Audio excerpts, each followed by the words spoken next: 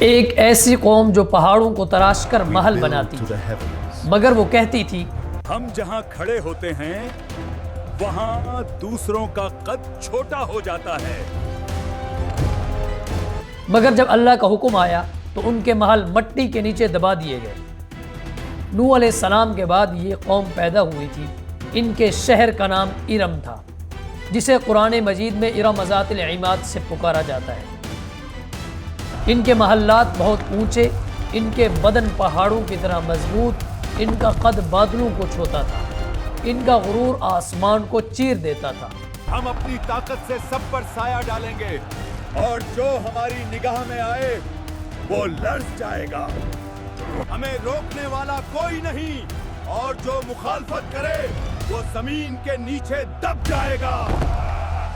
ان کے گھوڑوں کے پاؤں سے زمین گونجتی تھی، رات کو ان کے چراغوں کی روشنی دور دور تک چمکتی تھی۔ گویا زمین پر ان کا شہر تاج کی طرح تھا۔ وہ اپنی محفلوں اور مجلسوں میں ایک ہی بات کیا کرتے تھے، ہماری شہر کی روشنی ستاروں سے بھی زیادہ دمکتی ہے، اور یہ شہر ہماری طاقت کا آئینہ ہے۔ ان کے بچے بھی چھوٹی عمر میں پتھر اٹھا کر اپنی طاقت دکھاتے۔ ان کے بزرگ فخریہ انداز میں یہ کہتے، یہ بچے جوان ہونے سے پہلے ہی زمین اور آسمان کے قوانین کو چیلنج کرنے کی ہمت رکھتے ہیں۔ قوم عاد کے لوگ سمجھتے تھے کہ ہوا ان کی غلام ہے۔ ان کے جوان پہاڑوں کے درمیان کھڑے ہو کر تکبرانہ انداز میں یہ کہتے، ہوا کے ہر جھونکے پر ہماری مرضی چھلی ہے، اور پہاڑ بھی ہمارے حکم سے سر جھکاتے ہیں۔ بزرگ اپنی مجلسوں میں کہتے، ہمارے باپ دادا ہواؤں کا رخ موڑ دیا کرتے تھے، ہمیں کون روک سکتا ہے؟ وہ لوگ دور سے ہوا کو آتا دیکھ کر کہتے، یہ ہوا ہم پر رحمت ہے اور ہمارے دشمنوں پر قہر بن جائے گی۔ لیکن انہیں کیا پتا کہ آنے والی ہوا ان کی سب سے بڑی دشمن بن چکی ہے۔ قوم عاد کے لوگ صرف لمبے نہیں تھے، ان کی جسمانی بناوٹ عام انسان سے کئی گنا زیادہ تھی۔ ان کے گھروں کے دروازے اتنے اونچے ہوتے تھے کہ ایک اونٹ اور اس پر سوار سیدھا اندر جا سکتے تھے۔ ان کے برتن پتھر سے بنے ہوئے اتنے بڑے ہوتے تھے کہ ایک ہی برتن کے اندر پورے خاندان کا کھانا پک جاتا تھا۔ وقت گزرتا گیا، ان کا تکبر بڑھتا گیا۔ دیکھو، زمین بھی ہماری طاقت سے ڈرتی ہے، ہم ہی زمین کے اصل مالک ہیں۔ پھر اللہ نے اپنا ایک نبی حضرت ہود علیہ السلام کو بھیجا۔ انہوں نے قوم سے کہا، اے میری قوم، اللہ کی عبادت کرو، اس کے سوا کسی کو شریک نہ ٹھہراؤ۔ قوم نے کہا، اے ہود، تو چاہتا ہے کہ ہم اپنے آباء و اجداد کا دین چھوڑ دیں؟ یہ کبھی نہیں ہو سکتا۔ حضرت ہود علیہ السلام نے کہا، میں تمہیں اس عذاب سے ڈرا رہا ہوں جس کا تم سوچ بھی نہیں سکتے۔ لیکن جن دلوں کے اندر غرور بھر جائے، وہاں نصیحت پتھر سے ٹکرا کر ٹوٹ جاتی ہے۔ کل تک تو ہمارا عقل مند دوست تھا، آج تو ہمیں ہمارے معبودوں سے روک رہا ہے۔ حضرت ہود علیہ السلام روز جا کر ان کو دعوت دیتے، لیکن قوم کہتی، تو یہاں سے چلا جا، ہم نے کسی خدا کو نہیں ماننا، ہمارے اپنے خدا موجود ہیں۔ کبھی بچے بھی ان کا مذاق اڑایا کرتے تھے، کبھی لوگ دیکھ کر انہیں اپنا راستہ تبدیل کر لیا کرتے تھے۔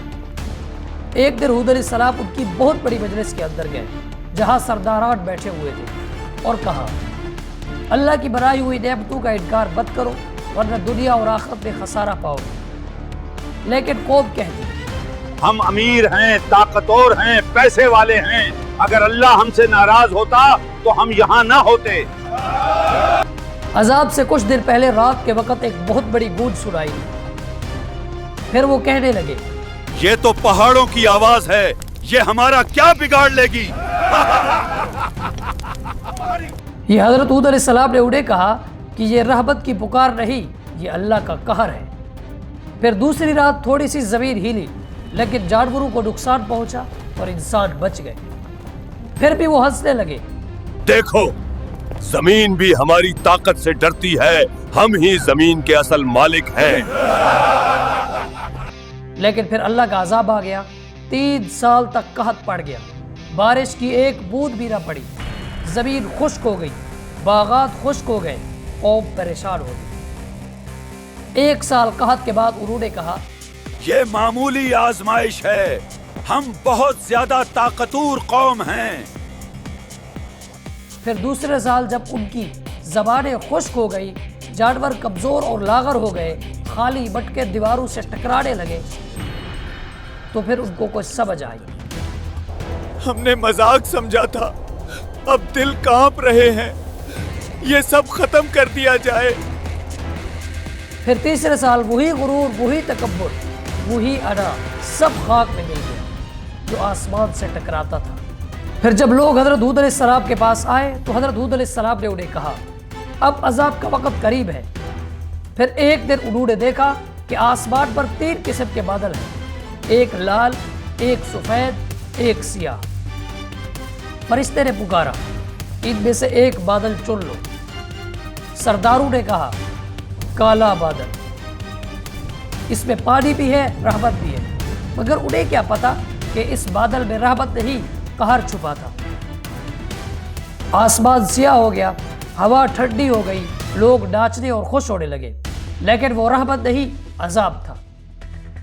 آسمان سے پہلے جھونکے میں پتھر برسنے لگے، دوسرے جھونکے میں درخت زمین سے نکل کر اڑنے لگے، باغات ملیاں بیٹ ہونے لگے اور ان کے جانور بھی مرنے لگے۔ پھر ہوا کا جب تیسرا جھونکا آیا تو انسان اڑ اڑ کر زمین کے اوپر گرنے لگا، ان کی طاقت اور غرور اور تکبر سب زمین میں دھسنے لگا۔